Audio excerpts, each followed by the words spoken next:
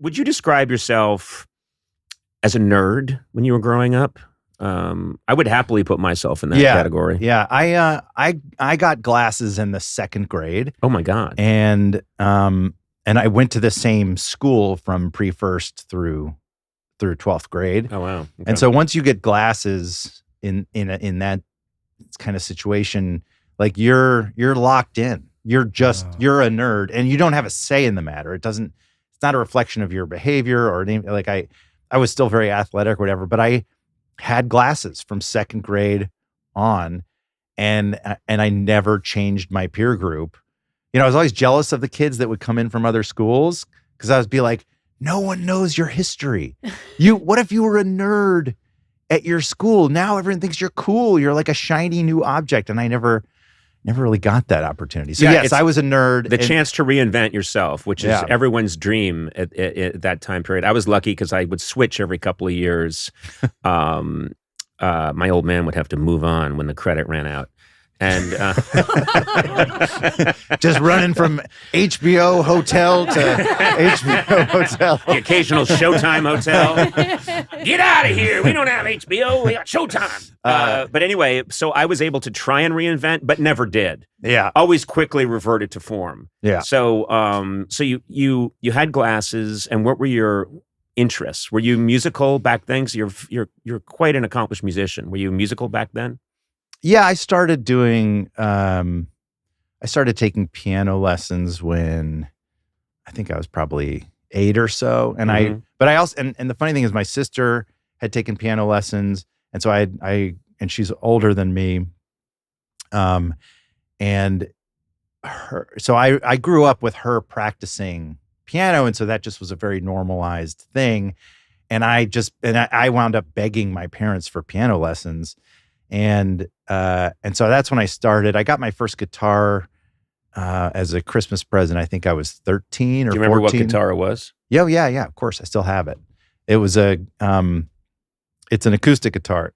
It's a Gibson Nouveau, which is there was a little period of time in the 80s where Gibson was having Gibson brand guitars made in Japan. Yeah. And this particular little pocket of guitars, the Nouveau models, there were also 12-string Nouveaux as well as Nouveau mandolins, and they all have pretty high marks from guitar nerds who evaluate these things. And it was like I think it was about a $400 guitar, which is like a higher end entry level guitar, at least for me at that point. Sure. And I just was blown away by this thing. It was so shiny and it just smelled good. There's something about, I feel like real guitar nerds are obsessed with how their guitars smell, particularly acoustic guitars, because the inside, like if you put your nose up to that hole, that's the wrong. Okay. That sounds terrible. Yeah. No one's gonna take that out of context. So you get your nose right up to the hole. Yeah, right up in that hole. Oh my God, there's nothing like it. And there's a G string there, right? Oh God, there's a G string. You got to push that out of the way. Uh-huh. I have both. You disappointed me, and I have new respect for you both, Matt, right now. That's where I live most comfortably. Yeah, in equal measure. Yes. But yeah, that was my first guitar, and then my introduction to the banjo was kind of interesting. I loved bluegrass music already, and I was kind of a big fan, and I always wanted to play a banjo, but it was this sort of exotic thing that I just didn't have access to. I didn't know anyone who had a banjo. Right. And then all of a sudden, my high school wanted to do a production of this kind of obscure musical called The Cotton Patch Gospel, which is it's the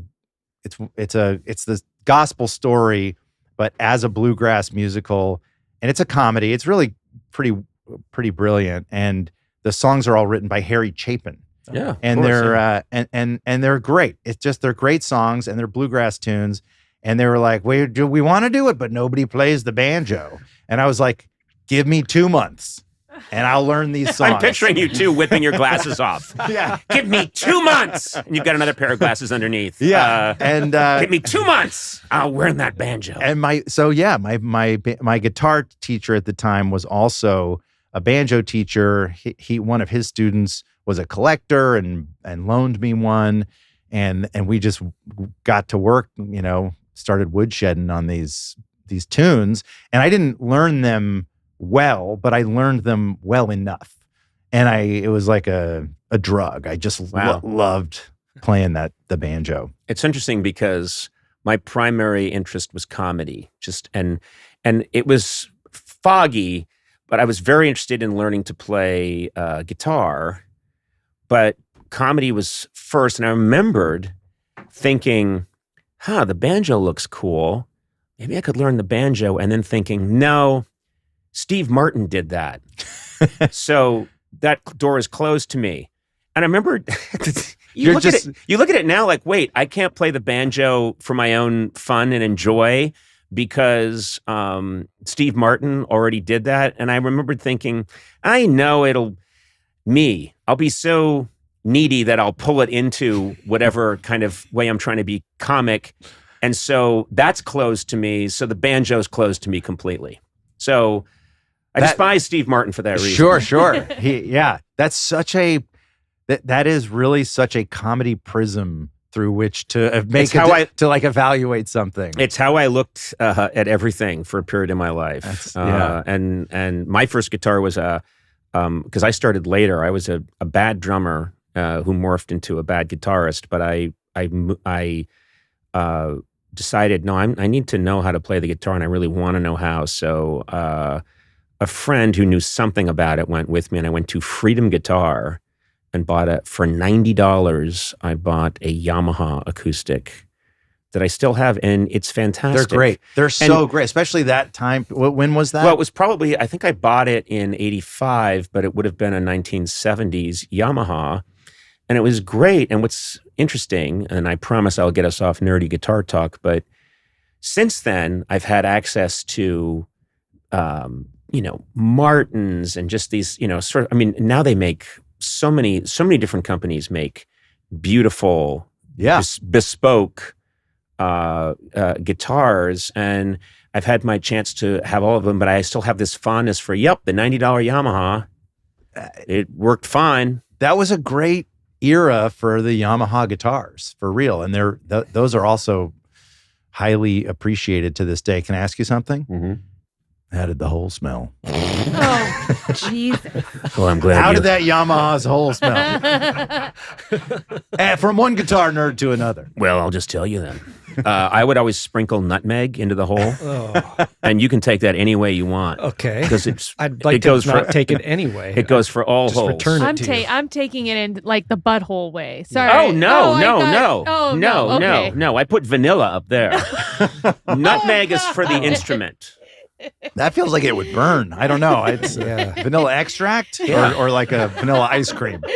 I meant the extract. Yeah, because that's it's pure alcohol. Yeah, that's a but chemical. It's sanitary. Okay. Yeah. Huh. The hard part is finding someone who will apply it. That's the tricky part. Oh, God. I often will try and pay a pastry chef to do it, and they're like, "I'm not into this." Well, I pay them very well.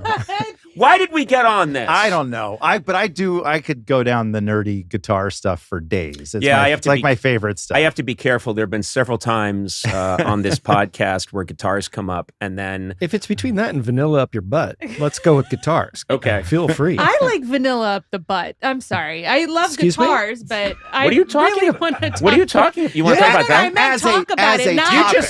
You just said I really love vanilla up the butt. No, You've got children. You have two babies at home. My God. This is something your kids are going to be teased about in the schoolyard. No, come on. All right, I'm done. Mom likes vanilla up. Well, this is all Ed Helms' fault. Yeah. A dirty, dirty comic. Yeah. Ed Helms. I wanted to get the one and only clean interview with Ed Helms, and already it's hard. I won't let you do it.